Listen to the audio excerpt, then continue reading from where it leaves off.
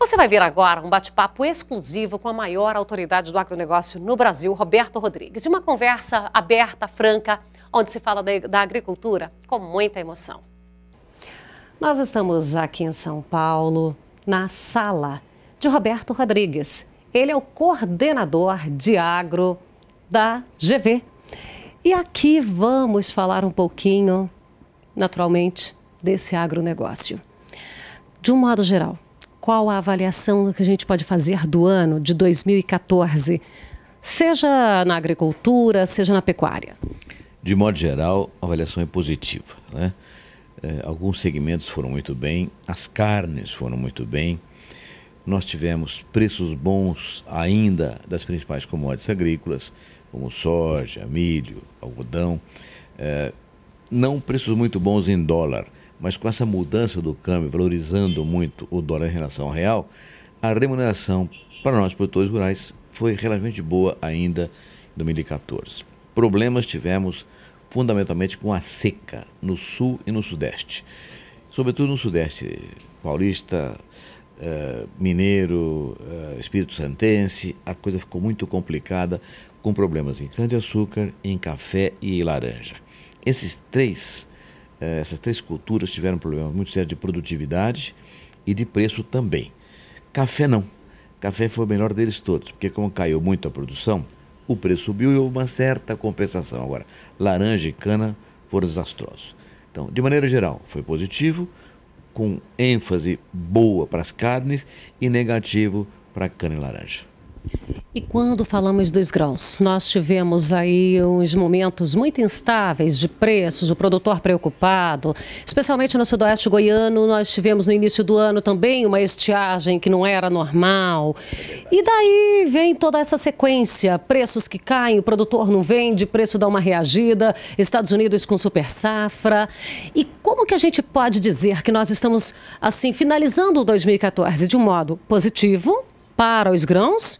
Entre mortos e feridos, salvaram-se todos, ou ainda ficou um saldo negativo para os grãos?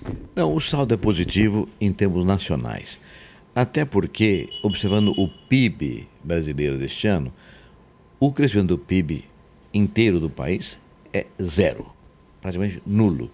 Enquanto o PIB do agronegócio crescerá em torno de 2,5%. Então, mais uma vez, o nosso setor salva o saldo comercial, salva o PIB brasileiro, e com isso consegue salvar também nossas reservas cambiais em dólar e ainda gera emprego e riquezas para o país. Então, ainda é o setor que é a alavanca da economia nacional, apesar dos problemas que você citou com muita propriedade. Tudo verdadeiro.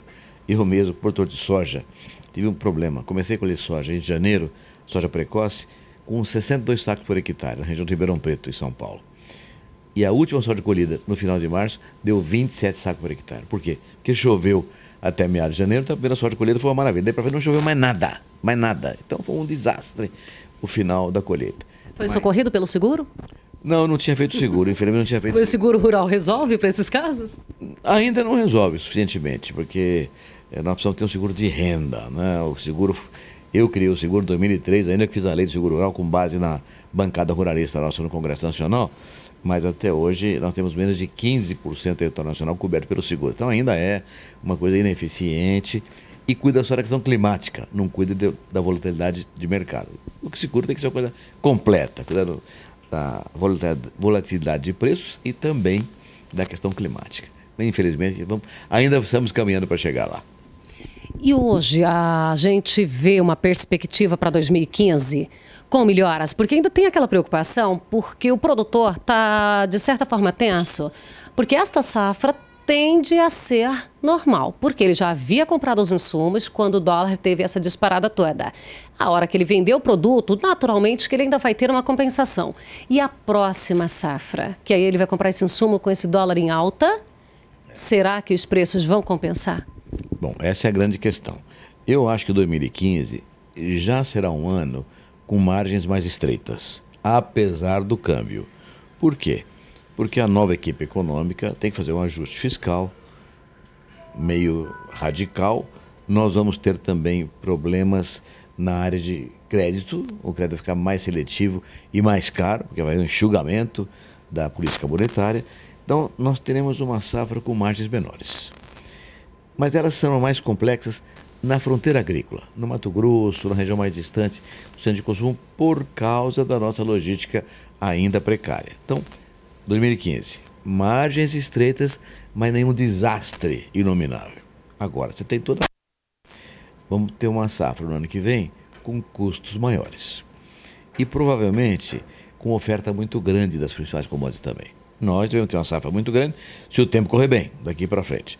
A Argentina também, Canadá e Estados Unidos com safras recordes, a Europa crescendo também. Então, nós podemos ter em 2016 aí sim um problema maior, porque os custos vão subir e a oferta mundial será muito grande, com redução da economia chinesa, com problemas em alguns países vizinhos da Venezuela, na Argentina, que são nossos mercados importantes, com problemas na Rússia, dada a questão do preço do petróleo. Então os mercados tendem a se complicar um pouco, salvo duas regiões do mundo, que são a Europa, que com o preço baixo do petróleo deve se recuperar, e o Japão. Japão e Coreia, na Ásia, que são compradores importantes da gente e que também não têm petróleo, de modo que importam o petróleo mais barato, que vai dar uma margem maior para eles em termos de economia. Fora os americanos, que evidentemente já estão saindo da crise antes que todo mundo. Então, mercados tradicionais nossos, como China, mercados vizinhos, deverão ter restrição e, em compensação, avanço na Europa e na Ásia. De modo que é uma incerteza muito grande o que vai acontecer em 2016. Precisamos ficar muito atentos a isso, como eu digo sempre para os meus companheiros na agricultura. 2015 é ano de botar barba de molho. Agora, uma curiosidade minha, né? Não sei se o produtor tem essa curiosidade. Você falou da China, essa redução de consumo e tudo. E nós temos a África também, uma região importante. E observação que a gente faz a campo é que tem muitos profissionais africanos vindo para o Brasil ver como que nós trabalhamos. A África, daqui a pouco, ela pode estar produzindo dela, assim, está dependendo dessas... No caso dessas importações que ela faz, assim, tanto? Eu acho que daqui a pouco não, porque a África é um continente composto por países com características muito específicas de propriedade da terra, em que o governo tem uma influência muito grande do sistema produtivo, pequenas propriedades de maneira geral. O cooperativismo não é muito forte, não funciona muito bem naquele continente. Então, eu acho que vai demorar um pouco ainda para que a África incorpore a tecnologia tropical que nós geramos aqui no Brasil e que estamos levando para ele, inclusive com a Embrapa, com o escritório em vários países africanos. Mas o processo de incorporação dessa tecnologia será lento, dada a realidade de cada país. Fundiária, recursos humanos ainda insuficientes e dinheiro, que também não é farturoso na África. Porém, vários países estão investindo na África. A China mesmo tem feito um investimento gigantesco em vários países africanos em busca de garantir o suprimento de alimentos para as suas populações chinesas, né? Isso vai aumentar a produção na África nos próximos 2 ou 3 décadas.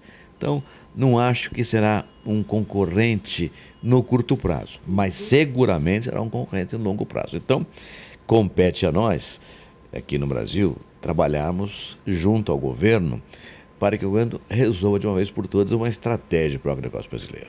Uma estratégia que contemple a questão da logística, a política de renda com seguro funcionando, com crédito rural mais flexível, mais moderno, mais ágil, com preços de garantia operacionais e não fantasiosos, com política comercial que contemple a agregação de valor em vários produtos para que a gente possa melhorar a rentabilidade do país e do produtor rural brasileiro, com investimento em tecnologia, com defesa sanitária funcionando adequadamente, enfim, uma estratégia que nós não temos há mais de 40 anos, infelizmente. E para que a gente continue tendo competitividade, de tal forma que quando a África chegar ao mercado, nós sejamos mais competitivos do que eles. Na sua opinião, a partir desse governo que se inicia ou que se reinicia, há alguma expectativa de que nós possamos ter alguma dessas áreas contempladas? Eu acredito que sim, por 2 razões.